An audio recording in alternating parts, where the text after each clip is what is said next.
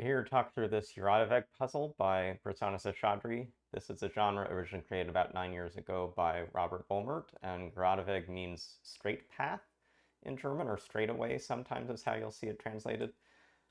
This obviously is a loop puzzle, but still the concept is we're thinking about straights, and each of these clues can also be a bent clue. If it's bent, we're going to have, for instance, here a 3 and a 3 coming down and right. If this is a straight clue, then it can't come through this edge because it's got to be in the middle of a straight path. And so this would be the only way it can go, taking one to the left and then two more to the right. And you'll see across those, this is one of the useful heuristics in this puzzle style, is to recognize where across the bent and straight options there are some shared edges. Another thing to note in this style is that you can't have a big number touching in some direction to some other number. So if this has a straight path here, it can't touch to any other number. So 5 actually can't come down as part of a corner, so 5 has to be part of a straight clue. And now that I've actually marked these two line segments here, you'll see there's just enough space for 5 line segments on the right. So that does cancel back on the left. This has to be a straight path from the top 3. This has to be a straight path from the top 5. We get to this cell, and now we're seeing that a 1 clue can never be passed through straight because you'd have to have 2 cells to do that. So 1 clue is always a turning cell. And we'll take 1 vertical with an immediate turn and 1 horizontal with an immediate turn. So we have like this and this, or the connection I just drew in. After looking at the top, the 3 and 5 on the bottom are also good clues to focus on. The same thinking, this 5 can't connect into the 2, so it's got to be a horizontal path. It can only take 1 to the right, so it has to take 4 more to the left, and then immediately turn in both directions. This 3 is now forced to be a corner cell. So these come across, this comes up. This is a place it's going to turn. This 2 can be straight this way and take this cell, and it can also be a corner cell and take these 2 and these 2, so this line edge is known across both. This 3 can be a corner cell coming up and across, or it can be like this, and across these cells are taken. And these line edges are making me look harder at this 4 clue, and for this reason, if this is a horizontal, so first see that this can't be a cornering because there's no way to take 4 across in this. So this could be like a path that's taking 4 cells like this, or this can be vertical.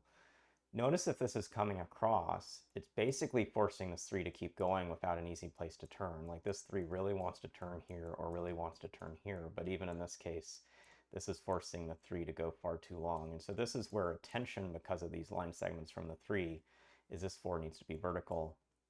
That only allows taking 1 cell down below and 3 cells coming up, so these get marked in the grid. This finishes off the 3 clue. This 2 now can't come horizontally, so must be vertical and take 1 up, 1 down. So we mark in these edges. This now connects in, so this will be another 2 that's a straight path clue. Comes straight up, marks this in. This turning cell no longer can go right, so must go left. This 3 can't be a corner cell anymore, so it has to be a vertical path. 1 from above, 2 down below is the only way that works at this moment. And we're now at a good stage where with all the bottom and top filled in, we can come back to a clue like this 4 that we haven't looked at yet, but in a symmetric position to this 3rd row, 8th row, and this 8th column. This can't be vertical, in part because it's blocked by the vertical down below, so this is horizontal. It always will take these 2 paths, but where it can only take 1 more to the right, it must take this to the left. And that's creating 2 channels that are worth looking at, both in the 2nd row and in this 4th row. In the 4th row, notice we came through this channel, we're far too long to hit that 2, so there is no access to these cells. This 2 is turning right and then up, and we'll always take this line edge on the 2, whether it's this path or coming through this. The other thing to now notice that this 1, if it comes to the right, has to immediately turn. So there's a stress of getting through this long channel, and we've got 3 loop ends over here, which looks very bad. So what we need to do is get a loop end out of this space. That's going to come through a path like so, but in doing that, it's forced to come and take this turn for the 1. This has to come down. That means to finish this 4, we come here and here. This 2 is now in a corner, so we can draw this in and put in this turning position. This X now means that this 3 on the edge can't come to the right horizontally, so it must be vertical. So always takes 1 above, 1 below. Can't join to the section, that makes it too long, so it comes down here. This, with this turn, this is turned into a 2, so now has to be left-right, straight path. This edge coming through. This 1 can't come to the left because it would be too large, so it must go to the right. That's forced to immediately turn down. This 1 then has to turn down because, again, it needs a vertical segment. Can't come up anymore, so this goes right. This one now also has to come down.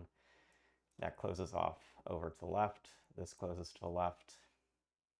I've got this loop end, it's going to join to this loop end, and it's got to come through this position to still form a single loop, so this must come down, not up. This 2 is now going to need to be a cornering cell. That closes here. This one immediately turns, doesn't want to join to this one, and so we're closing out the finished loop.